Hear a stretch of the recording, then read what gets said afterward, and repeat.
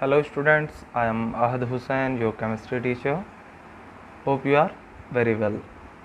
So this is your fifth lecture of P block for class 11th.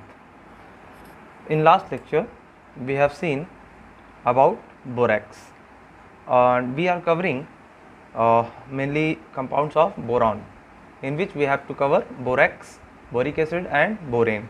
So borax has already been covered. So now we will see in this lecture about boric acid. So what is boric acid? The formula of boric acid is H3BO3 और BOH का whole thrice. Okay, ऐसे भी लिख सकते हैं और ऐसे भी लिख सकते हैं. ठीक है बच्चों, चलिए अब हम लोग देखते हैं इसके बारे में. मेनली हम लोग को क्या पढ़ना है? We will study preparation of boric acid. हम लोग बोरिक एसिड को H3BO3 को कैसे बनाते हैं. ये दोनों एक ही चीज़ है बेटा. हाँ देखिए, इसको जो है क्या किया है, बी को इसका जो होता है स्ट्रक्चर कुछ इस तरीके का होता है, इस तरीके का होता है. ठीक है ना. अब यहाँ पे क्या दिख रहा है, 3 H दिख रहे हैं तो H3 लिख दिया है ना, और एक बोरॉन दिख रहा है और 3 ऑक्सीजन दिख रहा है. तो इसलिए ऐसे भी लिख सकते हैं और ऐसे बी के बाद OH का होल थ्राइस ऐसे भी लिख सकते हैं. ठीक है बच्चों, दोनों बात एक ही है. तो ये दोनों ही क्या है, बोरिक एसिड. एक ही चीज़ है, उसको अलग अलग तरीके से लिखा हुआ है. ठीक है, चलिए हमको क्या पढ़ना है, preparation of boric acid. Boric acid को कैसे बनाते हैं, properties of boric acid. Boric acid की प्रॉपर्टीज़ क्या क्या होती हैं, structure of boric acid and heating of boric acid. Heat करने पे क्या होता है, ये सारी चीज़ें हम लोग देखेंगे. It can be prepared mainly in 3 ways. हम लोग इसको 3 तरीके से बना सकते हैं. देखिए पहला पॉइंट यही है, प्रिपरेशन ऑफ बोरिक एसिड कैसे प्रिपेयर करेंगे. तो हम लोग इसको कैसे बना सकते हैं, 3 तरीके से बना सकते हैं. Number 1, hydrolysis of borax. Hydrolysis of borax का हाइड्रोलिसिस करा देंगे तो भी बन जाएगा हमारा, क्या बन जाएगा, बोरिक एसिड बन जाएगा, है ना. In the process of making B2O3. Okay. और थर्ड क्या है, हाइड्रोलिसिस ऑफ बोरॉन हाइड्राइड या boron halides. Okay, boron halides या बोरॉन हाइड्राइड्स की हाइड्रोलिसिस कर देंगे तो भी हमारा क्या बन जाएगा, बोरिक एसिड बन जाएगा. तो preparation of boric acid by hydrolysis of borax. तो फर्स्ट पॉइंट हमारा यही था, बोरिक एसिड बनाना है तो पहला कैसे बनाएंगे हम लोग, हाइड्रोलिसिस ऑफ बोरेक्स से. ओके, चलिए बोरेक्स क्या होता है बच्चों, आप लोग को याद होगा, Na2B4O7.10H2O है ना. इसको हम लोग बोरेक्स कहते थे, लेकिन जनरली इसको भी हम लोग क्या बोलते हैं, बोरेक्स. Na2B4O7 + H2O है ना. पहले क्या करेंगे, वाटर को ऐड कराएंगे इसमें तो हमारा क्या बनेगा, H3BO3 प्लस बाई प्रोडक्ट के रूप में क्या मिलेगा, NaOH. लेकिन हमको कैसा बनाना है, सोल्यूशन एसिडिक बनाना है ना, क्योंकि हम लोग एसिड बना रहे हैं. तो H3BO3 एसिड है ना, तो यहाँ पे क्या है, ये स्ट्रॉन्ग बेस है और ये वीक एसिड होता है. ठीक है ना, ये स्ट्रॉन्ग बेस है ना NaOH. तो NaOH क्या है बच्चों, होने की वजह से ये जो सोल्यूशन बना हमारे पास H3BO3 + NaOH का, ये कैसा हो गया, बेसिक हो गया. But we want only H3BO3 and not NaOH. So in order to remove NaOH we add acid into it. हम लोग NaOH को चाहते हैं हट जाए और सोल्यूशन कैसा हो जाए, एसिडिक हो जाए. बात समझ में आ रही है बच्चों. तो हम लोग क्या करेंगे, यहाँ पे ये जब ये Na2B4O7 वाटर से रिएक्ट करके H3BO3 बना लिया प्लस NaOH बना लिया तो सोल्यूशन कैसा हो गया, बेसिक हो गया. अब बेसिसिटी हटाने के लिए इसको न्यूट्रलाइज करना पड़ेगा. न्यूट्रलाइज कब होगा, जब हम इसमें एसिड मिला देंगे. यानी पूरे सोल्यूशन में एसिड मिला दीजिए और क्या बन जाएगा, हमारा सोल्यूशन बेसिसिटी मतलब बेसिक नेचर खत्म हो जाएगा और एसिडिक बन जाएगा. चलिए तो पूरी रिएक्शन देखिए, Na2B4O7 ऐसे ही NCERT में दी हुई है, आपको ऐसे ही याद करना है. ठीक है ना. ये तो हमने एक्स्ट्रा बताया है कि इस तरीके से प्रोसेस होती है. आपको याद कैसे करना है, ऐसे करना है. Na2B4O7 + H2O + HCl. HCl पता चला क्यों डालें हम, ताकि जो इस वाले केस में हमारा बेस बन रहा था वो ना बने. ठीक है. तो Na2B4O7 + H2O + HCl जब मिलेंगे तो H3BO3 देगा और NaCl बनाएगा. ठीक है ना बच्चों. अच्छा, पहले बनता यही है, पहले यही है, कंप्लीट रिएक्शन है ये. NCERT में बस इतना दी हुई है. ठीक है ना. तो पहले हम क्या कराते हैं, Na2B4O7 को पानी में डाल देते हैं, तुरंत H3BO3 मिलता है प्लस NaOH मिलता है. उसके बाद हम एसिड डालते हैं इस वाले सोल्यूशन में, H3BO3 + NaOH प्लस हम और इसमें क्या डाल देते हैं, ये तो रहेगा ही रहेगा, HCl डाल देंगे. HCl क्या करेगा, HCl का H+ OH- के साथ रिएक्ट करके वाटर बना लेगा. तो वाटर में वाटर पता ही नहीं चलेगा. ठीक है ना. और Na+ जो होगा वो HCl के Cl- से रिएक्ट करके क्या बनाएगा, NaCl। तो देखिए हमको क्या मिला, Na2B4O7 plus H2O plus HCl हमको H3BO3 दे रहा है प्लस NaCl दे रहा है, प्लस आप पूछेंगे सर वाटर क्यों नहीं लिखा है, तो आप बच्चों जो सोल्यूशन लिए हैं उसमें वाटर की क्वांटिटी बहुत ज़्यादा है ना, नेगलेक्ट कर दीजिए। जब सॉल्वेंट बहुत ज़्यादा अमाउंट में हो तो उसकी कैलकुलेशन कोई मतलब मैटर नहीं करती है ना, मतलब एक्सेस अमाउंट में पूरा का पूरा क्या था, वाटर ही तो ज़्यादा था ना। चलिए, तो सोल्यूशन कैसा बन गया यहाँ पे, एसिडिक। देखिए यहाँ पे कोई बेस है नहीं, सॉल्ट का कोई मतलब ना ही एसिडिक नेचर होता है ना ही बेसिक नेचर होता है, ठीक है ना। इसके बारे में थोड़ा सा है, कुछ हिंट है इसके बारे में, लेकिन आयनिक इक्विलिब्रियम जब पढ़ेंगे तो वहाँ पे हम लोग अच्छे से समझेंगे ये सब क्या चीज़ें हैं, ठीक है ना। अभी बस ये जान लीजिए, अगर साल्ट है तो इसका कोई मायने नहीं है हमारा, अगर एसिड प्रेजेंट हो उसके साथ तो सोल्यूशन एसिडिक होगा, अगर बेस प्रेजेंट होगा साल्ट के साथ तो सोल्यूशन बेसिक होगा, साल्ट नहीं भी प्रेजेंट होगा, H3BO3 सिर्फ है तो सोल्यूशन कैसा हो गया, एसिडिक हो गया, और अगर एसिड नहीं है NaOH है सिर्फ तो क्या हो गया, बेसिक हो गया सोल्यूशन। और सोल्यूशन कैसे बना बच्चों, अगर NaOH है सिर्फ तो सिर्फ वो सोल्यूशन कैसे कहलाएगा, क्योंकि वाटर भी प्रेजेंट है। अभी मैंने बताया कि वाटर को हमने कंसीडर नहीं किया है, ठीक है बच्चों। एसिडिक सोल्यूशन कैसे आया आप लोग एक बार ध्यान से समझ लीजिए, ठीक है बच्चों। तो सेकंड मेथड क्या था, in the process of making B2O3, तो boric acid in making of B2O3 कैसे देखते हैं।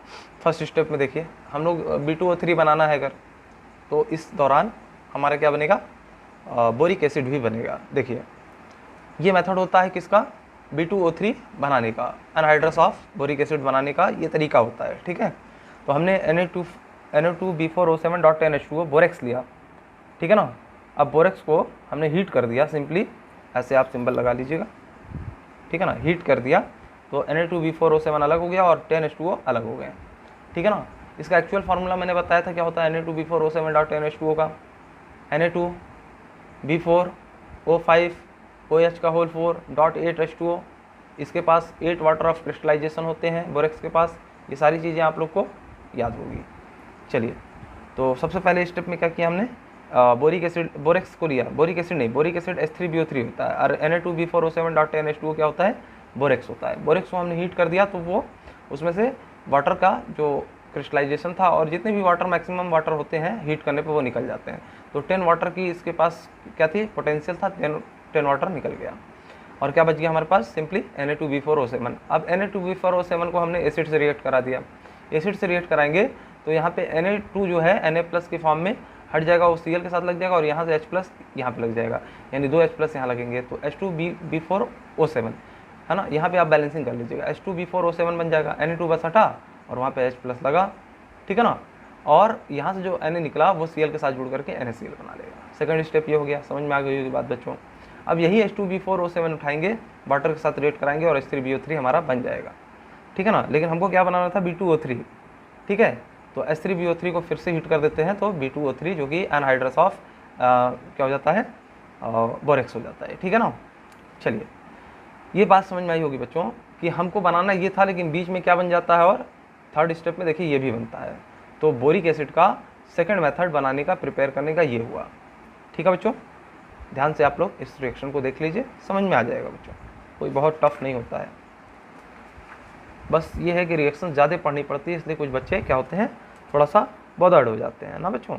तो बॉदर मत होइए, बस यही जो है S ब्लॉक, P ब्लॉक और थोड़ा सा हाइड्रोजन जो है ये कष्टदायक है। बाकी आपकी केमिस्ट्री क्या है, कुछ रटने की ज़रूरत नहीं। आगे चल के आप लोग सारी की सारी चीज़ें आप टेक्निकल देखेंगे और बहुत मज़ा आने वाला है बच्चों, है ना। मैं हमेशा कहता हूँ कि जो हमारे बेसिक कॉन्सेप्ट ऑफ केमिस्ट्री हैं, है ना, केमिकल इक्विलिब्रियम है, आयनिक इक्विलिब्रियम है, केमिकल बॉन्डिंग है, एटॉमिक स्ट्रक्चर है ना, states of matter, thermodynamics, hydrocarbons, ये सब बहुत ही इंटरेस्टिंग चैप्टर्स हैं। सिर्फ इसमें रिएक्शंस रटने हैं और रटने भी नहीं है बच्चों, आप लोग बार बार पढ़ते जाइए, दिमाग में बैठते जाएंगे। जितना बैठ जाए दिमाग में वही बहुत है। जो बच्चा रटने के पीछे पढ़ता है वो मेरी नज़र में कहीं ना कहीं एरर कर रहा है ना। कभी भी रिएक्शंस को बहुत रटना नहीं चाहिए, देख के समझ के पढ़ना चाहिए और कई बार पढ़ना चाहिए, ठीक है ना। बार बार देखने से वो दिमाग में बैठ जाती है और क्वेश्चन एग्जामिनर ऐसा ही बनाता है कि आप अटेम्प्ट कर ले जाएंगे, है ना। अगर आपने कई बार पढ़ा है उसको और आपको रटा नहीं भी है तो भी आप कहीं ना कहीं क्वेश्चंस को अटेम्प्ट कर लेंगे। चलिए, सी थर्ड मेथड क्या था, हाइड्रोलिसिस ऑफ बोरॉन हैलाइड्स या बोरॉन हाइड्राइड्स। अगर हम इसकी बोरॉन हैलाइड्स या बोरॉन हाइड्राइड्स की हाइड्रोलिसिस कर देंगे तो क्या हो जाएगा, बोरिक एसिड की फॉर्मेशन हो जाएगी। तो बोरान हैलाइड क्या होता है बच्चों, बोरान के साथ कोई भी हैलाइड का एक मेंबर लगा हो, fluorine, chlorine, bromine, iodine, astatine, कोई भी अगर बोरान मतलब इसी को हैलाइड बोलते हैं। Fluorine, chlorine, bromine, iodine, astatine ये हैलोजेंस होते हैं और ये अगर किसी के साथ लग गए तो हम कॉमनली इसको क्या बोलते हैं, हैलाइड्स बोल देते हैं। जैसे क्लोराइड, ब्रोमाइड, आयोडाइड है ना, इसको कॉमनली क्या बोलते हैं, हैलाइड्स। तो बोरान क्लोराइड को हमने वाटर के साथ रिएक्ट कर दिया तो क्या बन जाएगा, बोरिक एसिड प्लस HCl। देखिए बोरिक एसिड यहाँ पे BOH का होल थ्राइस लिखा है, H3BO3 भी लिख सकते हैं आप। अब यहाँ पे Cl की जगह आप Br भी ले लीजिए तो भी कोई बात नहीं है, ठीक है ना, I3 भी ले लीजिए तो भी कोई बात नहीं है। आयोडीन लेंगे, क्लोरीन लेंगे, ब्रोमीन लेंगे, तो आप जैसे ही वाटर से रिएक्ट कराएंगे आपका बोरिक एसिड मिल जाएगा प्लस रेस्पेक्टिव आपको एसिड मिल जाएगा। यहाँ पे अगर आपने क्लोरीन लिया है तो HCl मिला, ब्रोमीन लिया तो HBr मिलता है ना, और कोई लेता तो आयोडीन लेता तो HI बनता है ना। तो यही हमारा फॉर्मेशन होता है किसका, बोरिक एसिड का। Third method hydrolysis of boron halide या बोरान हाइड्रोक्साइड्स। अब देखिए हमारे पास क्या होता है, डाइबोरेन होता है, ठीक है ना। डाइबोरेन क्या है, ये हाइड्राइड है, हाइड्रोजन किसी के साथ जुड़ा है और -1 के उस पर है तो हाइड्राइड्स बोलते हैं उसको, ठीक है ना। यहाँ पे देखिए बच्चों बोरान और हाइड्रोजन की जो वैलेंसी होती है लगभग सेम होती है, इसको आप लोग हाइड्राइड बोल दीजिए, अप्रॉक्सीमेटली सेम होती है, ठीक है। कई बच्चे ये सोचते होंगे कि सर बोरान तो ज़्यादा इलेक्ट्रोनेगेटिव होगा, हाइड्रोजन से एक इलेक्ट्रॉन ले लेगा तो इस पर प्लस चार्ज आया नहीं, तो आप हाइड्राइड क्यों बोल रहे हैं। बोला जाता है बच्चों, जो बोला जाता है उसी पर भी ध्यान दीजिए, है ना। टेक्निकल चीज़ें पढ़नी हो विकिपीडिया खोलिए, उस पर जाइए और थोड़ा बहुत इसके बारे में पढ़ लीजिए, बोरेन के बारे में। डाइबोरेन लिखेंगे तुरंत आपको उसके बारे में आ जाएगा। बोरेन क्या होता है बच्चों, सिंपली BXHX, मतलब जितने मॉलिक्यूल बी के रहेंगे, जितने आइटम बी के रहेंगे उतने ही H के भी रहेंगे। तो BXHX बोरेन मतलब बोरेन का जनरल फार्मूला होता है। अगर बी क्या है 4 है तो H को कितना होना पड़ेगा, 12 होना पड़ेगा, ठीक है बच्चों। इतनी कॉमन सी बात आप लोग जानते होंगे। डाइबोरेन इसलिए इसको बोल रहा है, मतलब 2 बोरॉन है और एक बोरॉन के साथ 3 हाइड्रोजन लगते हैं। अब आप देखिए बच्चों क्या होता है एक्चुअल में, बोरॉन के साथ 3 हाइड्रोजन अगर लगेगा तो ये स्टेबल थोड़ी ना होगा, ये स्टेबल नहीं होगा क्योंकि इसके पास ऑक्टेट कंप्लीट नहीं है, 2 2 4 2 6 इलेक्ट्रॉन है, 2 इलेक्ट्रॉन की डिफिशियंसी है। तो ये क्या करेगा, या तो क्या कर सकता है, बैक बॉन्डिंग कर सकता है, या तो डाइमराइजेशन कर सकता है। तो बैक बॉन्डिंग पॉसिबल है नहीं, क्योंकि बैक बॉन्डिंग होने के लिए बैक बॉन्डिंग जो इसके सराउंडिंग आइटम्स हैं उनके पास लोन पेयर होना चाहिए और हाइड्रोजन के पास लोन पेयर नहीं होता है, इसलिए ये बैक बॉन्डिंग नहीं करता है, ये डाइमराइज होगा। 2 यूनिट मिलकर के 1 यूनिट बना लेंगे, ठीक है बच्चों। उसी से हमारा तैयार हो जाता है डाइबोरेन। अब डाइबोरेन जो होता है उसको हम वाटर से हाइड्रोलाइज कर देंगे तो क्या मिलेगा हमको, बोरिक एसिड मिल जाएगा। इतनी बातें आपको मेरे ख्याल से 100% क्लियर हो गए। अब देखिए हम लोगों को कितने क्या चीज़ डिस्कस करना था, देखिए we will study preparation of boric acid, तो ये हो गया हमारा। अब प्रॉपर्टीज़ ऑफ बोरिक एसिड देखेंगे, उसके बाद स्ट्रक्चर ऑफ बोरिक एसिड देखेंगे, फिर हीटिंग ऑफ बोरिक एसिड देखेंगे। हमारा सेकंड पॉइंट क्या है, प्रॉपर्टीज़ ऑफ बोरिक एसिड, तो वही लिखा है हमने, प्रॉपर्टीज़ ऑफ बोरिक एसिड, ठीक है ना। फर्स्ट क्या है, वीक एसिड। सेकंड क्या है, it is a Lewis acid because octet is not completed, और it is a monobasic acid. ये 3 पॉइंट अगर लिखे हुए हैं तो ये क्यों लिखे हुए हैं बच्चों, ऐसे समझिए।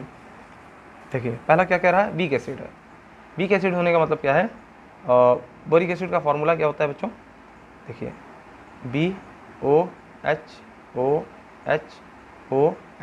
है ना, H3BO3 बोलिए या BOH का होल थ्राइस बोलिए। ये बेस नहीं है, OH अगर आप देख रहे हैं डायरेक्ट BOH का होल थ्राइस तो ये मत समझिएगा कि ये बेस है। जनरली बच्चे ये गलती कर देते हैं कि वो सोचते हैं कि वाटर में कोई OH दे देगा तो वो क्या हो जाएगा, बेस हो जाएगा। तो बच्चों ये सही है कि OH देने वाला जो होता है बेस होता है। ये कंपाउंड OH दिख रहा है लेकिन OH देगा नहीं है ना, OH इसमें से निकलेगा नहीं, इसमें से क्या निकलेगा, H+ निकलेगा, इसीलिए ये एसिड होता है बच्चों, है ना। तो कई जगह पे इसको एक्सेप्शन के तौर पे पढ़ाया जाता है कि OH देने मतलब इसके पास है भी लेकिन ये क्या है, एसिड है, लेकिन ये एक्सेप्शन नहीं है बच्चों। ये जनरल सी बात है, समझने की बात है कि यहाँ से सिर्फ H+ ही निकल सकता है, इसलिए क्या है, एसिड है, बेस नहीं है ना। और वीक एसिड कहने का मतलब क्या है कि जब हम इसको वाटर में डालेंगे तो क्या होगा, मान लीजिए इसने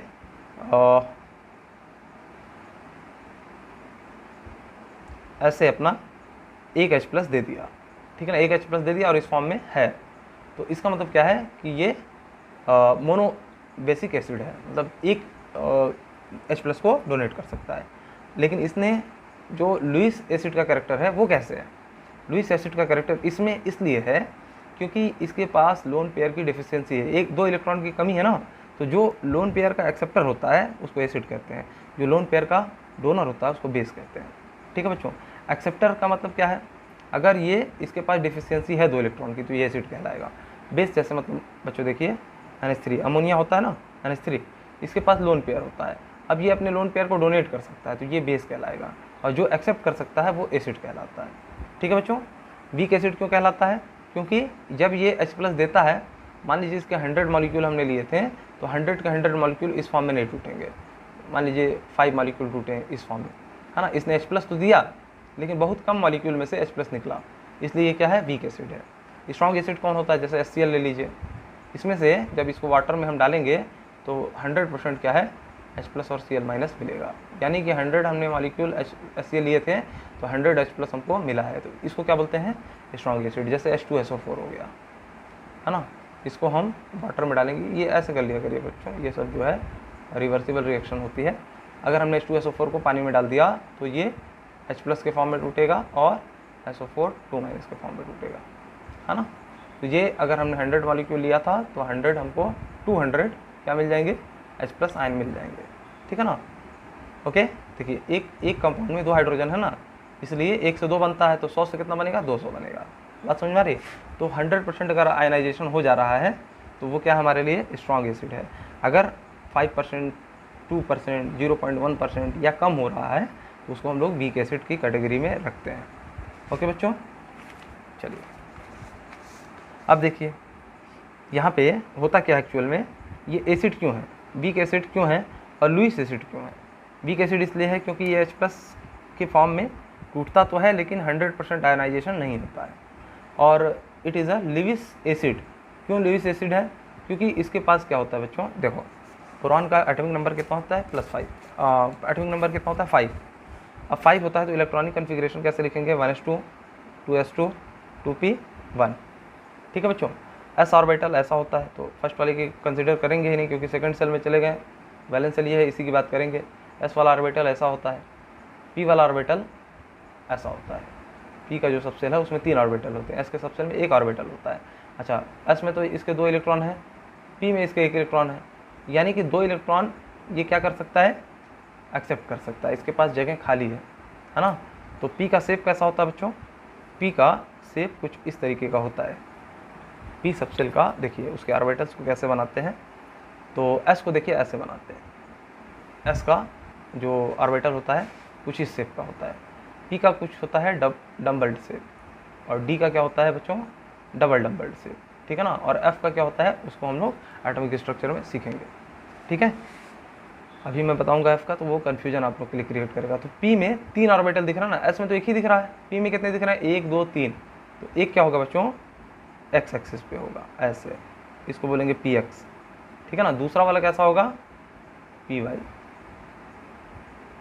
और तीसरा वाला कैसा होगा, pz। तो इसको लोन पेयर लेना है तो px वाला तो इसके पास जगह नहीं है।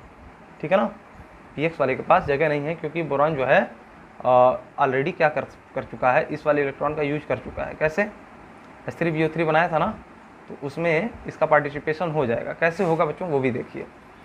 अब मैं यहाँ समझाता हूँ, यहाँ पे 1 इलेक्ट्रॉन 2 इलेक्ट्रॉन, यहाँ पे 1 इलेक्ट्रॉन। ठीक है ना बच्चों। 1s वाले में हम नहीं देखेंगे, इसमें 2 इलेक्ट्रॉन था, 1s2 2s2 2p1 है ना, तो ये फर्स्ट का s है, ये सेकंड का s है और सेकंड का p है ये। तो 1s2 2 इलेक्ट्रॉन इसको कंसिडर नहीं करेंगे, सिर्फ यहाँ से देखेंगे बच्चों। ध्यान से समझिएगा इस कॉन्सेप्ट को। यहाँ पे क्या है बच्चों, बोरॉन के पास सिर्फ एक ही ऑर्बिटल में इलेक्ट्रॉन की पेयरिंग होने की जगह है, मतलब एक ही बॉन्ड बनाना चाहिए इसको, लेकिन ये बनाता तो 3 बॉन्ड है। अब देखिए BOH को थ्राइस में इसने 3 बॉन्ड बनाया है, इसको बनाना तो एक ही चाहिए, BOH बनाना चाहिए, तो ये ऐसा नहीं करता है ना। ऐसा क्यों नहीं करता है, ये कुछ और करेगा, यहाँ से इलेक्ट्रॉन एक्साइट होकर के इसमें चले जाएंगे। ठीक है ना। इसको बोलते हैं px, इसको py और इसको pz बोलते हैं। एक इलेक्ट्रॉन जैसे ही यहाँ गया तो अब इसका जो एक्साइटेड होने के बाद, इलेक्ट्रॉन एक्साइट होने के बाद इसके ऑर्बिटल कुछ ऐसे हो जाएंगे और इलेक्ट्रॉन एक यहाँ रहेगा, दूसरा यहाँ था ही, और जो जंप करके इधर गया है वो यहाँ आ गया। अब ठीक है ना बच्चों, यहाँ पे 3 बॉन्डिंग हो जाएगी, एक OH आया, दूसरा OH लगा, तीसरा OH लगा, एक ही बोरॉन में 3 OH आके लग गए। अब इसके पास p का लास्ट वाला ऑर्बिटल क्या है, खाली है। ठीक है बच्चों, यानी यहाँ पे लग चुका है इलेक्ट्रॉन, ये वाली बॉन्डिंग हो चुकी है, ये वाली बॉन्डिंग हो चुकी है, और ये वाली जो ऑर्बिटल है ये वाला ऑर्बिटल वो क्या है बच्चों, फ्री है। pz क्या है, फ्री है। अब इसमें ये लोन पेयर को एक्सेप्ट कर सकता है, ठीक है बच्चों, इसमें ये लोन पेयर को एक्सेप्ट कर सकता है। अब उसको दिखाने का तरीका क्या है, बोरान बनाया, उसके ऊपर खाली ऑर्बिटल बना दिया। ये दो ऑर्बिटल नहीं है बच्चों, एक ही ऑर्बिटल है, ये p का शेप होता है, p ऑर्बिटल का ऐसा ही शेप होता है। तो BOH का होता है, एक ये एक ये एक ये, एक्साइटेड इलेक्ट्रॉन मतलब एक्साइटेड सेल में इलेक्ट्रॉन जाने के बाद इसके पास वैलेंसी 3 हो गई, तो 1 2 3 बना लेगा। और चौथा इसके पास जो p ऑर्बिटल है, मतलब थर्ड इसका ऑर्बिटल जो है p सब सेल का, वो फ्री है, यानी इसके पास वैकेंट ऑर्बिटल है। उसमें वैकेंट ऑर्बिटल में ये 2 इलेक्ट्रॉन को एक्सेप्ट कर सकता है।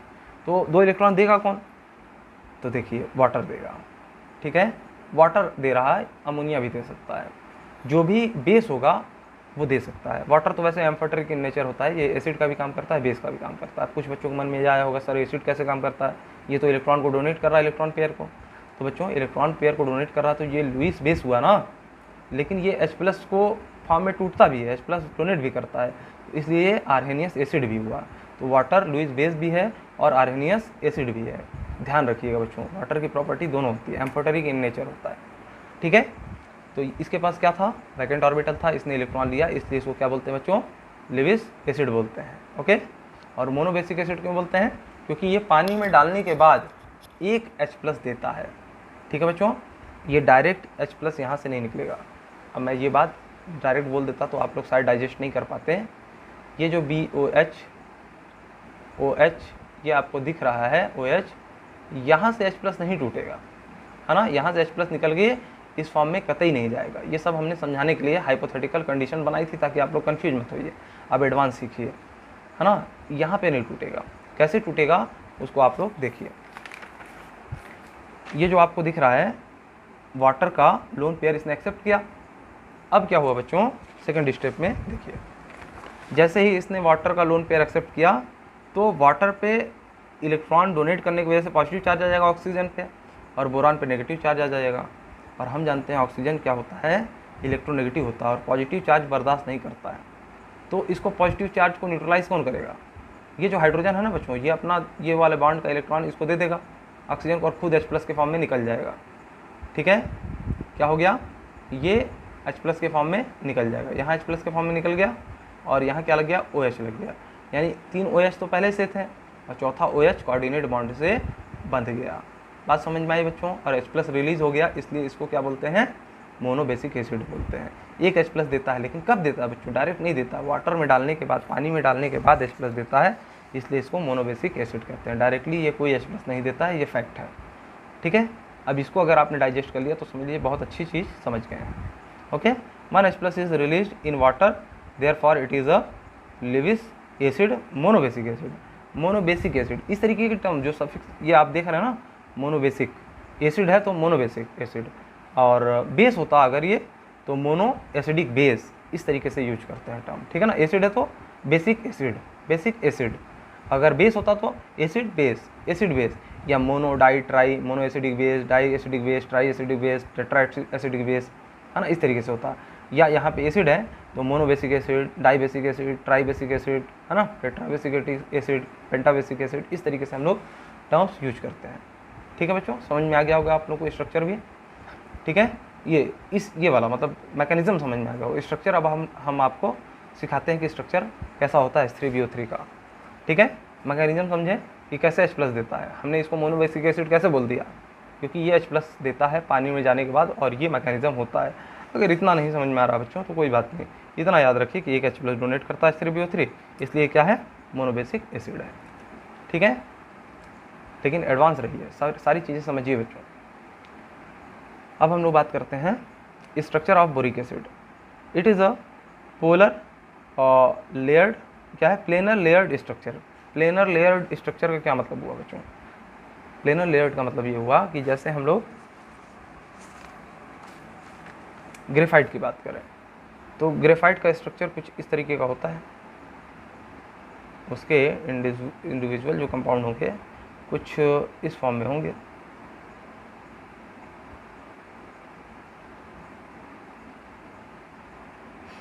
ये यहाँ पे लगाना चाहिए था, चलिए इधर बना देते हैं।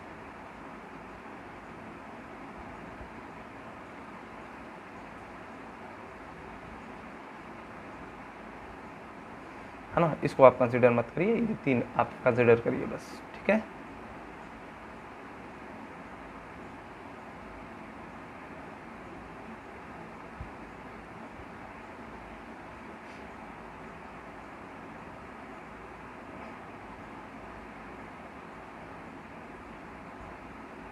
इस तरीके का कुछ दिख रहा है एक के ऊपर एक, है ना। जब हमने जूम किया, ये तो सटे सटे रहते हैं, लेकिन हमने जूम किया, जब बहुत ज़्यादा जूम किया तो देखा कुछ ऐसा पाया, है ना, कि ये दोनों लेयर जो है ग्रेफाइट में वीक वान डर वाल फोर्स ऑफ अट्रैक्शन से जुड़े हुए हैं। तो ऐसे कई लेयर होंगी, लेयर दर लेयर, लेयर दर लेयर, करोड़ों अरबों लेयर होंगी, तब जाके एक पेंसिल बनती है। पेंसिल का जो आप देखते हैं ना अंदर ग्रेफाइट वाला पार्ट, वो इस चीज़ से बना होता है। तो यही स्लिप कर करके यहाँ पे कागज़ पे लिखा जाता है ना। तो ये वाला बॉन्ड नहीं टूटता बच्चों, ग्रेफाइट का ये वाला बॉन्ड बहुत मजबूत होता है। ये 2 लेयर के बीच में जो बॉन्ड होता है वो एक्चुअल में बॉन्ड नहीं होता है, वीक वान डर वाल फोर्स ऑफ अट्रैक्शन से जुड़े होते हैं। तो लेयर दर लेयर होती है ना, तो लेयर स्ट्रक्चर किसकी होते हैं, ग्रेफाइट की। उसी तरीके से जो स्ट्रक्चर ऑफ बोरिक एसिड है वो भी कैसा है, प्लेनर है और लेयर्ड है। प्लेनर का मतलब समझ गए, है ना, प्लेन दर प्लेन, है ना। और लेयर का मतलब एक के ऊपर लेयर, एक लेयर, दूसरी लेयर, तीसरी लेयर, बहुत सारी लेयर होंगी। तो प्लेनर लेयर्ड स्ट्रक्चर होती है बोरिक एसिड के। Boric acid molecules are connected with hydrogen bonding. अब बोरिक एसिड के जो क्या होते हैं, मॉलिक्यूल्स होते हैं H3BO3, वो कई H3BO3 से हाइड्रोजन बॉन्डिंग से जुड़े होंगे। देखिए कैसे समझेंगे आप इसको, इस स्ट्रक्चर से समझिए, यही स्ट्रक्चर रियल है इसका। देखिए B के पास 3 OH होगा, एक OH इधर हो गया, एक OH इधर हो गया और एक OH इधर हो गया। ये वाला इसका नहीं है, ठीक है ना। अब इस बोरिक एसिड को देखिए, BOH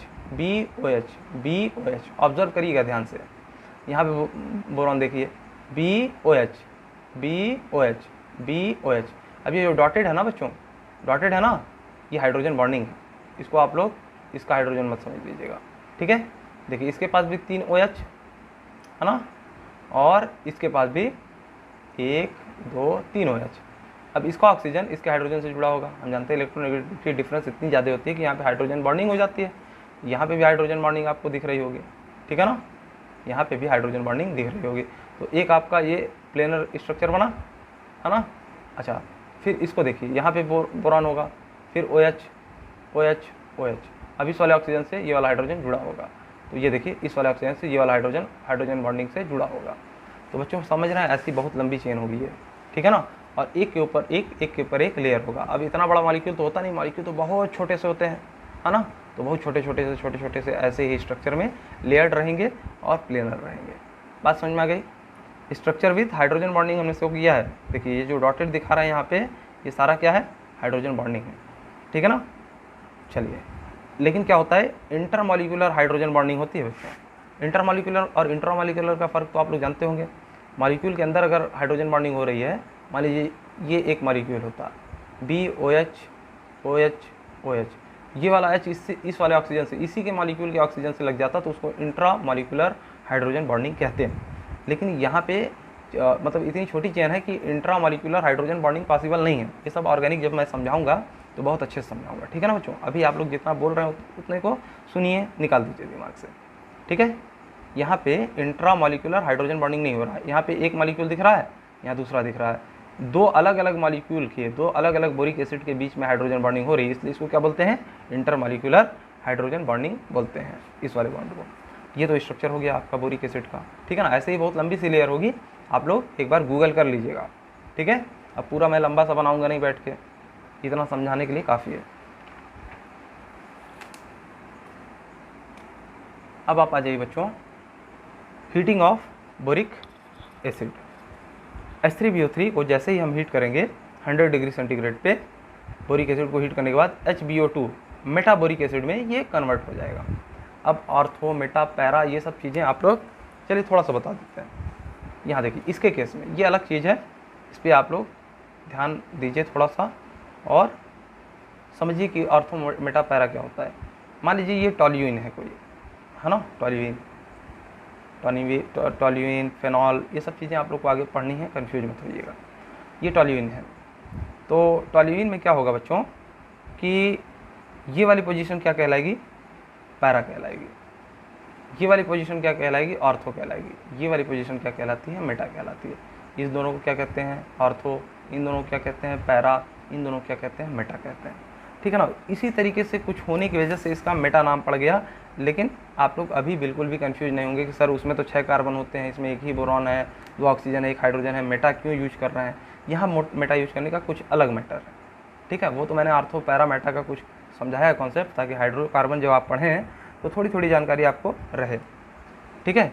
H3BO3 क्या होता है, बोरिक एसिड होता है। इसको 100 डिग्री सेंटीग्रेड पे हीट कर देंगे तो क्या मिल जाएगा, मेटाबोरिक एसिड मिल जाएगा। बोरिक एसिड से क्या बन गया, मेटाबोरिक एसिड, और वाटर निकल के उड़ जाएगा। अगर इसको हमने फर्दर 160 डिग्री पे हीट कर दिया तो क्या मिलेगा हमको, H2B4O7 मिल जाएगा।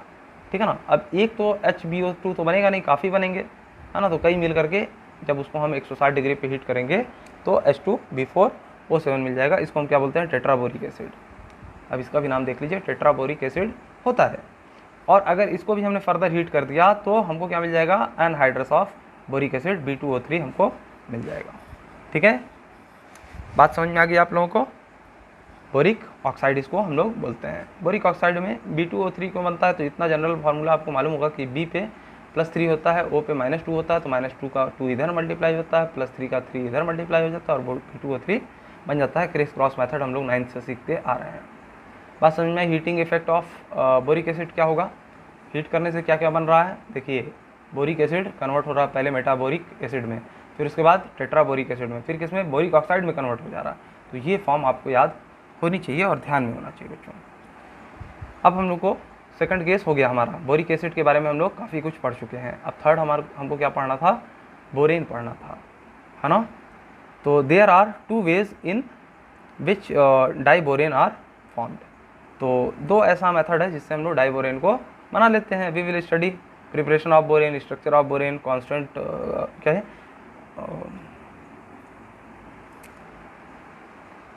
Combustion of borane. चलिए, ये तीनों चीज़ें हम लोग को पढ़नी है। प्रिपरेशन पढ़नी है, स्ट्रक्चर पढ़नी है, और कंबस्शन भी पढ़नी है। कंबस्शन मतलब जलाते हैं उसको। ठीक है।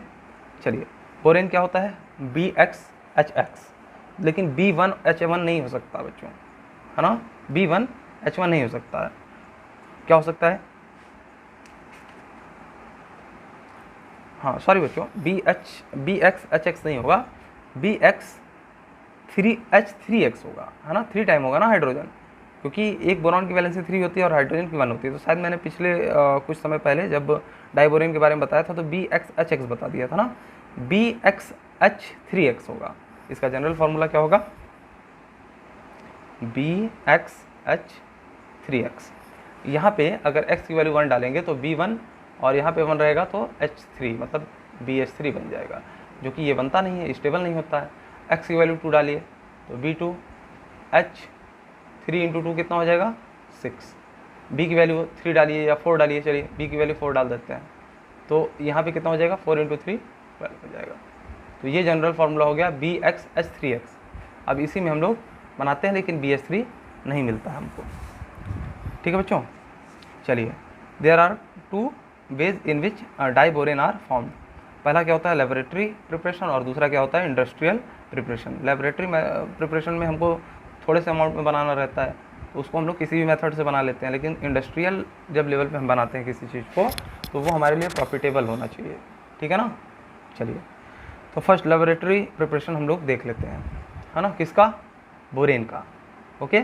तो लेबोरेटरी प्रिपरेशन में मेथड 1 क्या है, हमने BF3 लिया, बोरॉन का हैलाइड लिया, और LiAlH4 से हमने रिएक्ट करा दिया।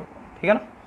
BF3 को LiAlH4 से रिएक्ट कराने पे हमको क्या मिल गया, बोरेन मिल गया, LiF मिल गया, और AlF3 मिल गया। ठीक है। बोरेन, हाइड्रोजन फ्लोराइड और एल्युमिनियम फ्लोराइड हमको मिल गया। ठीक है बच्चों। या फ्लोरीन की जगह हम कोई भी हाइड्रोजन का दूसरा मेंबर ले लें, क्लोरीन ले लिया, उसको भी LiAlH4 से हमने रिएक्ट करा दिया, तो क्या मिलेगा, बोरेन मिलेगा। अब इस बार फ्लोरीन था तो LiF मिल रहा था, यहाँ पे क्लोरीन है तो LiCl मिलेगा, है ना। लिथियम क्लोराइड मिलेगा, प्लस एल्युमिनियम क्लोराइड यहाँ पे मिल जाएगा। यहाँ एल्युमिनियम फ्लोराइड मिल रहा था और यहाँ पे क्या मिलेगा, एल्युमिनियम क्लोराइड बनेगा। हमारा एम क्या था बच्चों, बोरेन बनाना। हमारा बोरेन इस मेथड से बन जाएगा, यही आपको मेन फोकस करना है, बाई प्रोडक्ट पे मत जाइए। सेकंड मेथड, NaBH4 सोडियम का जो ये वाला कंपाउंड है उसको हमने I2 के साथ रिएक्ट कर दिया। I2 के साथ रिएक्ट करने से क्या बनेगा बच्चों, बोरेन बनेगा और NaI बनेगा और H2 बनेगा। आप लोग नेमिंग पे अभी कंफ्यूज मत होइएगा, मैं जानबूझ करके कई एलिमेंट का नाम, कई कंपाउंड का नाम नहीं लिखता हूँ। अगर आपको कोई बहुत इंपॉर्टेंट लगे कि नहीं ये वाला हमको कंपाउंड का नाम जानना है, तो आप गूगल पे सीधे टाइप करिएगा NaBH4 या LiAlH4, आपको सारे नेमिंग मिल जाएगी, कॉमन नेम, आईयूपैक नेम, सारी नेमिंग मिल जाएगी। सारे कंपाउंड का नाम याद करना जरूरी नहीं करता बच्चों। अब सब कंपाउंड का मैं नाम याद कराने लगूंगा तो वो भी एक लंबा टास्क हो जाएगा, ठीक है। सिंपली आपको अगर इसका नाम जानना होगा तो आप लोग नेट पे LiAlH4 जैसे ही सर्च करेंगे उसका नाम आ जाएगा, ठीक है बच्चों। चलिए, तो NaBH4 + I2 इसको हमने रिएक्ट करा दिया तो हमको क्या मिल गया, बोरेन मिल गया। बस इतना याद रखिए, NaBH4 को हमने I2 के साथ रिएक्ट करा दिया तो हमको क्या मिल जाएगा, B2S6 यानी कि डाई बोरेन मिल गया, प्लस सोडियम के साथ आयोडीन लग जाएगा, NaI मिल जाएगा, और क्या मिल जाएगा बच्चों, हाइड्रोजन गैस मिल जाएगी।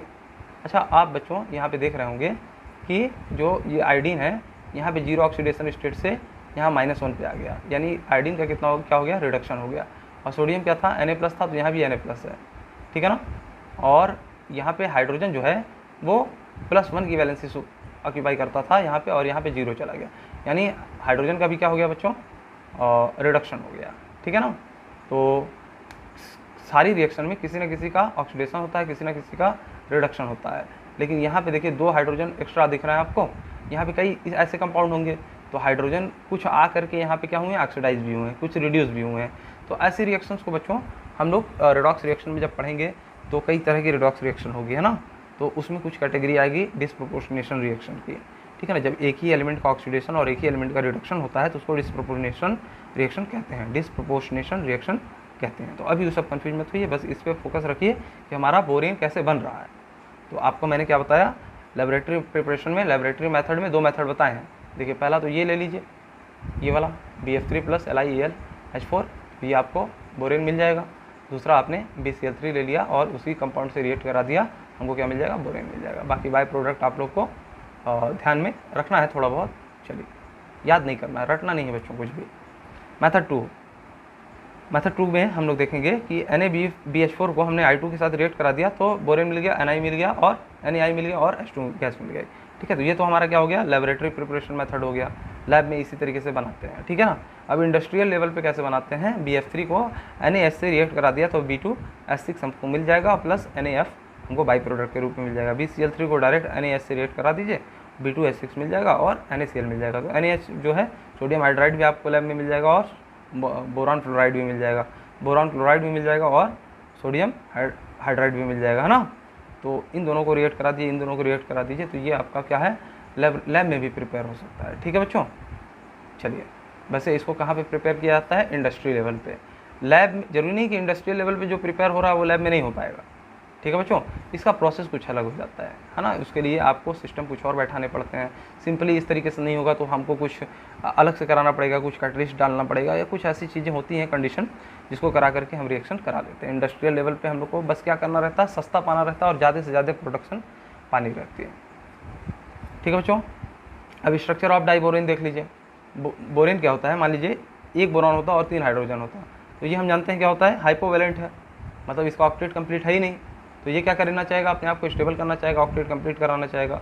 सो in order to complete octet it follows 2 steps. पहला, या तो मतलब इट कैन फॉलोज 2 स्टेप, ये 2 स्टेप फॉलो कर सकता है, या तो बैक बॉन्डिंग करके अपने ऑक्टेट को कंप्लीट कर ले, या तो डाइमराइजेशन कर ले। तो बैक बॉन्डिंग करने के लिए सराउंडिंग में एटम के पास लोन पेयर होना चाहिए, यहाँ इसके पास लोन पेयर हाइड्रोजन के पास हम जानते नहीं होता है, तो ये क्या करेगा, मजबूरन डाइमराइजेशन के लिए जाएगा। For making back bonding surrounding atom must have क्या, lone pairs, but in case of BH3 it has no lone pairs, it makes dimerization।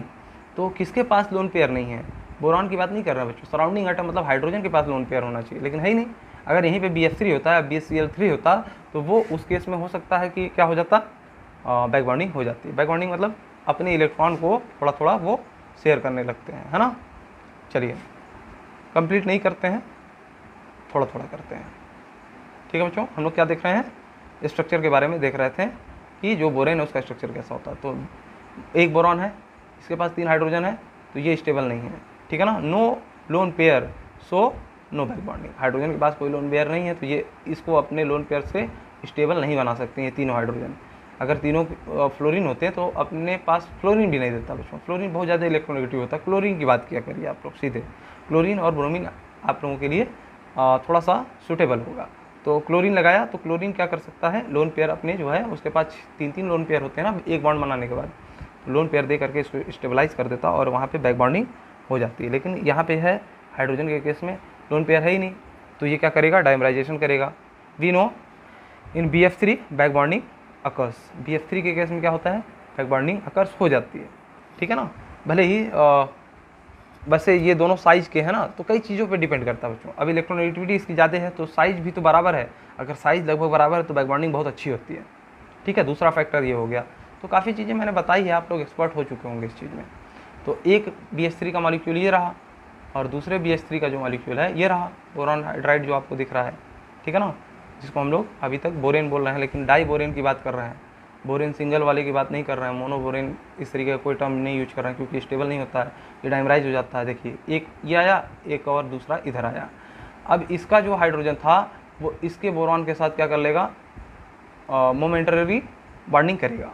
मतलब क्या हो रहा है बच्चों, और इसका वाला जो हाइड्रोजन है वो इसके साथ करेगा, है ना। कभी ये वाला हाइड्रोजन बोरॉन का बॉन्ड इससे लग जाएगा, कभी ये वाला बॉन्ड इससे लग जाएगा, ये फ्लक्चुएट करता रहता है। ये दो ही इलेक्ट्रॉन इधर भी जाएंगे, इधर भी जाएंगे, इधर भी जाएंगे, इधर भी जाएंगे, ये दो इलेक्ट्रॉन इधर भी जाएंगे, इधर भी जाएंगे, इधर भी जाएंगे, इधर भी जाएंगे। और क्या होगा, यहाँ पे फ्लक्चुएशन हो करके दोनों हाइड्रोजन क्या रहते हैं, इतनी जल्दी जल्दी होता है ना बच्चों, ये पता भी नहीं चलेगा, 1 सेकंड में कई लाख बार हो जाएगा, है ना। चलिए मोमेंटरी क्या होता है, बॉन्डिंग यहाँ पे अकर होती है, ठीक है। बात समझ में आ गई कि इसका डाइमराइजेशन कैसे होता है, किसी का डाइमराइजेशन किसी अलग तरीके से हो सकता है, इसका डाइमराइजेशन इस तरीके से होता है। यहाँ पे क्या हो रहा है बच्चों, जब जिस दौरान ये बॉन्ड बना है उस दौरान ये टूटा हुआ है, जिस दौरान ये बॉन्ड बना हुआ है उस दौरान ये टूटा हुआ है। बात समझ में आया, ऐसे बनेगा, ऐसे बनेगा, जल्दी जल्दी बनेगा, ठीक है। चलिए अब ये सब समझाने के लिए बच्चों आपको बहुत सी ट्रिक यूज करनी पड़ती है, नहीं तो सिंपली मैं बता करके आगे बढ़ जाता। मैं चाहता हूँ आप लोगों को थोड़ी सी फील आया करे। अच्छा ये क्या है, इसको बनाना बॉन्डिंग भी कहते हैं। किसको बनाना बॉन्डिंग कहते हैं, इसको बनाना बॉन्डिंग कहते हैं। अब इसको आप ऐसे कवर करेंगे जब ऐसे करके तो कुछ बनाना की तरह शेप ले लेगा, है ना, इसीलिए इसको बनाना बॉन्डिंग कहते हैं। बनाना बॉन्ड 3 सेंटर 2 इलेक्ट्रॉन, ठीक है, 1 2 3 सेंटर है और 2 इलेक्ट्रॉन, इसके पास 3 सेंटर 2 इलेक्ट्रॉन हो गए, है ना। अब आप कहेंगे बच्चों कि जब इससे बॉन्डिंग हो गई तो इसके पास तो 4 हो गया। नहीं बच्चों, जैसे ही ये वाली बॉन्ड इधर आया ये वाला बॉन्ड इधर चला गया ना, यानी कि 1 2 3 सेंटर तो दिख रहा है लेकिन उसके बीच में 2 ही इलेक्ट्रॉन है, इसलिए 3 सेंटर 2 इलेक्ट्रॉन बॉन्ड इसको कहते हैं। चलिए अच्छा 4H एंड 2B मतलब 4 हाइड्रोजन एंड 2 बोरॉन क्या है, इन वन प्लेन है। ये 4 हाइड्रोजन 1 2 3 4 1 2 2 बोरॉन और 4 हाइड्रोजन एक ही प्लेन में है, एक हाइड्रोजन प्लेन से बाहर है, एक हाइड्रोजन प्लेन के अंदर है, ठीक है बच्चों। Boron has sp3 hybridisation, okay, momentary but form 4 bonds. अच्छा देखिए इसका क्या मतलब हुआ sp3 हाइब्रिडाइजेशन का, एक बॉन्ड मतलब क्या होता है बच्चों, देखिए ऐसे समझाया था ना मैंने, एक बार और देख लीजिए। मान लीजिए हाइड्रोजन 4 बॉन्डिंग करता है, तो जब हाइब्रिडाइजेशन का केस पढ़ेंगे तो 1 S होगा और 3 P होगा। इंटरमिक्सिंग होती है ऑर्बिटल्स की, तब हाइब्रिडाइजेशन उसी को बोलते हैं, intermixing of orbitals to make new orbitals, okay, it is called hybridisation. तो हाइब्रिडाइजेशन की जो हम sp3 बोल रहे हैं, तो चारों अगर सिग्मा है, सिग्मा बॉन्ड, तो 1 S और 3 P होगा। अगर मान लो यहाँ पे कार्बन कार्बन होता है, यहाँ हाइड्रोजन होता है, यहाँ हाइड्रोजन, यहाँ हाइड्रोजन, इधर भी हाइड्रोजन इसकी वैलेंसी को सेटिस्फाई करता, तो ये भी sp3 है।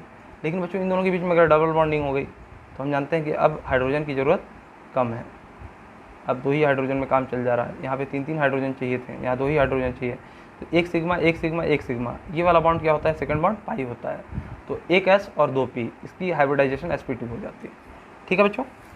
चलिए अब देखिए इस वाले केस में, देखिए बोरॉन ट्राई हाइड्राइड जो है, इस केस में क्या था बच्चों, 3 ही बॉन्ड हमको दिख रहे हैं, single bond always called sigma bond, तो 1 S होता है और 2 P होता है, sp2 होता है। लेकिन यहाँ पे देखिए जब डाइमराइजेशन हो गया तो इसके पास 1 2 3 4 बॉन्डिंग हो गई ना, भले ही मोमेंटरी हो रही है लेकिन इसको 4 बॉन्ड कंसीडर करेंगे और बोलेंगे 1 S है और 3 क्या है, P है, तो sp3 हाइब्रिडाइड है, ये भी sp3 हाइब्रिडाइड है, ओके बच्चों। मोमेंटरी ही हो रहा है लेकिन हो तो रहा है बॉन्डिंग। चलिए नोट्स कुछ दिया है, B2S6 is a toxic gas, it catches fire when expose to air. B2S6 जो बोरेन है, डाइबोरेन है, वो टॉक्सिक गैस है, जहरीली गैस है, और ये फायर को कैच कर लेती है, जल्दी ही फायर पकड़ लेती है ना, आग लग जाती है जल्दी इस गैस में। चलिए, व्हेन एक्सपोज टू एयर, अगर एयर में हम लोग खुला रख दें तो। ओके, कंबस्टन के बारे में देख लेते हैं। जब B2H6 को ऑक्सीजन के प्रेजेंस में जलाते हैं तो B2O3 बोरॉन ऑक्साइड मिल जाता है प्लस वाटर रिलीज हो जाता है।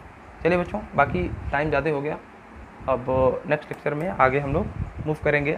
छोटी छोटी चीज़ें बताने में ज़्यादा टाइम लग जाता है बच्चों, है ना, तो पेशेंस रखिए, पढ़ाई करते रहिए, कोई बात नहीं, थोड़ा सा टाइम ज़्यादा ही लगेगा। तो यहाँ पे कौन सा हम लोग का टाइम भागा जा रहा है, सफिशिएंट अमाउंट में टाइम है। लॉकडाउन लगने से मैंने ये सिस्टम स्टार्ट किया कि आप लोग को ऑनलाइन पढ़ाया जाए, तो ये हमको लगता है कि कुछ हद तक सही प्लेटफॉर्म भी है।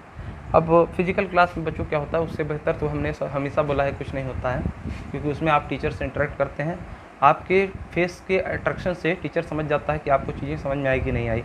अब यहाँ मैं आपको देख नहीं सकता हूँ, पहली बात, ना ही आपसे कुछ पूछ सकता हूँ डायरेक्ट। दूसरा ड्रॉबैक, तीसरा ड्रॉबैक क्या होता है, ना ही आप मुझसे डायरेक्टली कुछ पूछ सकते हैं। तुरंत का तुरंत जो डाउट बनता है वो अगर क्लियर हो जाता है तो वो सबसे ज़्यादा सेटिस्फैक्टरी स्टडी होती है, सबसे ज़्यादा सेटिस्फैक्शन उसी स्टडी में होता है। तो फिजिकल क्लास की कोई बराबरी नहीं कर सकता, मैं कुछ भी कर लूँ, लाइव आ जाऊँ, कुछ भी कर लूँ, उतना ज़्यादा मज़ा नहीं मिल पाएगा जो आपको स्कूल में एक टीचर पढ़ाएगा। लेकिन यहाँ क्या है बच्चों, आपके पास सफिशिएंट टाइम है। देखिए, ड्रॉबैक है तो कुछ फ़ायदे भी हैं।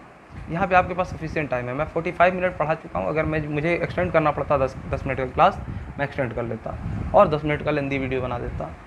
लेकिन स्कूल में क्या होता है बच्चों, आपको 30-35 मिनट जो भी मिलते हैं, एक तो सफिशिएंट टाइम होता है, ऊपर से आपको बोर्ड पे लिखने में ही इतना टाइम बीत जाता है कि आप ज़्यादातर चीज़ें स्किप कर देते हैं, छोटी छोटी चीज़ों पे उतना ध्यान नहीं दे पाते हैं, है ना। टीचर को, कोई भी टीचर होगा, ज़्यादातर टीचर को आता सब कुछ है, लेकिन क्या है कि वो कुछ चीज़ों को बताते हैं, कुछ चीज़ों को उनकी मजबूरी है स्किप कर देना। तो स्कूल में इसी वजह से कई बच्चे काफ़ी चीज़ें नहीं समझ पाते हैं। तो यहाँ पे वो फ़ायदा है कि आप छोटी छोटी चीज़ों के लिए आपको टाइम मिल जा रहा है। तो कुछ ड्रॉबैक हैं इसके, तो कुछ अच्छाई भी है, उस अच्छाई का फ़ायदा उठाइए। अगर अभी फ़ायदा उठाएंगे तो 12th में आप लोग, जो भी बच्चे टॉप करना चाहते होंगे, जिनके मन में ये होगा कि मैं टॉप करूँगा, वो अभी से मेहनत करेंगे तभी वो पॉसिबल है बच्चों। आप एक बैग से सोचिए कि मैं आँख मलते हुए उठ के जाऊँ और 12th में पढ़ूँगा और तुरंत टॉप करके दिखाऊँगा, तो वो बच्चों, वो एकदम ख्याली पुलाव है। ये गारंटी आप जान लीजिए कि जिसने 11th सही से पढ़ा है वही 12th में अच्छा करेगा। बाकी अलग बाई चांस किसी का नंबर अच्छा आ जाता है तो वो चीज़ें मैटर नहीं करती है बच्चों। कई बार ऐसा भी होता है कि टीचर सही से जांच नहीं करते हैं कॉपी को और काफ़ी अच्छा नंबर मिल जाते हैं कई बच्चों को, लिखने के बेसिस पे मिल जाता है, ठीक है ना। लेकिन आजकल क्या है कि थोड़ा सा एडवांस चल रहा है, ऐसा नहीं है कि अब आपको ऐसा करना चाहिए, इस भरोसे रहना चाहिए कि मैं कैसा भी लिख के आऊँगा नंबर मिल जाएगा। आप लोगों को क्या करना है, एकदम इफेक्टिव स्टडी करना है, 11th से ही लग जाना है, ताकि 11th और 12th में ही नहीं, आपकी आगे की भी स्टडी जो होगी इससे कनेक्टेड होगी। अब जैसे 11th की जो केमिस्ट्री होती है ना बच्चों, ये आपको आगे जब पढ़ेंगे, मान लीजिए आपने BSc करने का या आप IIT की प्रिपरेशन कर रहे हैं, तो ये 11th की केमिस्ट्री आपका समझ लीजिए एकदम बेस है उसका। अगर ये नहीं आती है तो आप कुछ भी नहीं कर पाएंगे, आगे समझ में ही नहीं आएगा आपको, क्योंकि वो तो टीचर मान के चलेगा BSc पढ़ा रहा है तो आपको सब आता है पहले का 12th तक का, वो तो आगे से स्टार्ट करेगा ना, वो बेसिक नहीं बताएगा। जो एटॉमिक स्ट्रक्चर में हम लोग बेसिक 11th में पढ़ लिए रहते हैं, उसके बाद एडवांस लेवल BSc वगैरह में स्टार्ट होते हैं, ठीक है ना। तो आगे पढ़ना आपको इसी सब चीज़ के बारे में है, लेकिन क्या पढ़ना है, एडवांस पढ़ना है। तो ये मत सोचिए कि आगे हम ये चीज़ समझ लेंगे, अगर आज नहीं समझ में आया, आपको समझना अभी है, आज ही की डेट में समझना है, और आप लोग को पूरा एकदम फोकस करके चलना है कि हमको 12th अगर टॉप करना है या अच्छे रैंक लाने हैं तो हमको 11th को बहुत अच्छे से पढ़ना ही पड़ेगा, ठीक है बच्चों।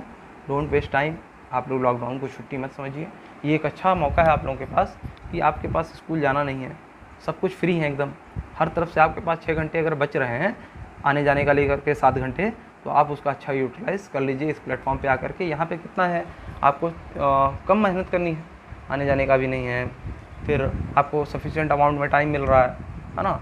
आप 6 घंटे स्कूल में बैठते हैं, आप 6 घंटे अगर ऑनलाइन पढ़ लेंगे यहाँ पे, तो आपका लगभग, हम तो जानते हैं कि 100% तो नहीं, लेकिन स्कूल का आप 90% तो यहीं से कवर कर सकते हैं, ठीक है ना। बाकी 10% डाउट मैं मानता हूँ, 5% 10% बच्चों के रह जाते होंगे यहाँ पे, तो उसके लिए आप मैसेज कर दिया करिए, तो वो भी डाउट काफ़ी क्लियर हो जाएंगे, ठीक है ना। मुझसे जितनी हो सकेगी बच्चों मैं हेल्प कर दूँगा। बाकी आप लोग अपने ऊपर डिपेंडेंसी रखिए, पढ़िए, खुद पढ़िए, जो सेल्फ स्टडी करता है वही बच्चा आगे जाता है। जो सिर्फ टीचर के भरोसे रहेगा तो टीचर तो मान लीजिए कितना पढ़ा देगा, 70% पढ़ा देगा, 80% पढ़ा देगा, बाकी 20% 30% तो आपको अपने पास से भी साइड बुक लेकर के या कुछ भी लेकर के आपको मेहनत करनी पड़ेगी, ठीक है बच्चों। तो 100% आपको अगर कमांड चाहिए तो ये मेरी टिप्स आप लोग हमेशा यूज में, मतलब लाइए, अपने प्रैक्टिकल लाइफ में लाइए कि 11th जो है इसके बिना सब बेकार है, 11th आपको अच्छे से पढ़ना ही है बच्चों। ठीक है, पढ़ाई करते रहिए।